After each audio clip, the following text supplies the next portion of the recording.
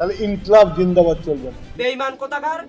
এই ইনকিলাব না হলে মন্ত্রিত্ব তো দূরের কথা, এখনো ইঁদুরের মতোই গর্তের ভিতরে লুকিয়ে থাকা লাগতো। যুগে যুগে বহু জাতিরা বাংলার বুকে ব্যবসা করতে এসে তাদের নিজস্ব শব্দগুলো রেখে গিয়েছে, আর সেই শব্দগুলো বাংলার মানুষ প্রত্যাখ্যান করেনি, বরং প্রয়োজনে বা মনের ভাব প্রকাশের জন্য সেই শব্দগুলো বাংলার মানুষ সাদরে গ্রহণ করে নিয়েছে। অর্থাৎ এখন আমরা যে দৈনন্দিন প্রয়োজনীয় যে কথাবার্তা বলি তার 50%ই বিদেশি শব্দ। এখন যদি বাংলাকে মায়ের ভাষা বলতে গেলে ইনকিলাব শব্দ বলা যাবে না, তাহলে আপনারা বাংলাকে মায়ের ভাষা বলতে গেলে কথায় কথায় ইংরেজি মাইরেন না। বাংলাকে মায়ের ভাষা বলতে হলে বাংলাদেশ জিন্দাবাদ, শহীদ এই শব্দগুলো বলা যাবে না, কারণ এই শব্দগুলো বাংলা নয়।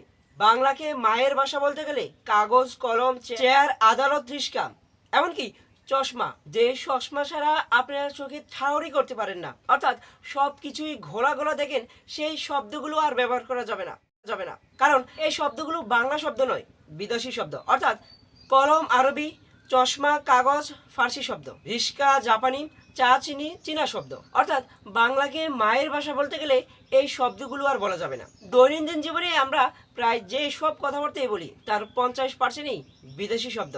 অর্থাৎ বাংলাকে মায়ের ভাষা বলতে গেলে এই শব্দগুলো আর ব্যবহার করা চলবে না। কি পারবেন?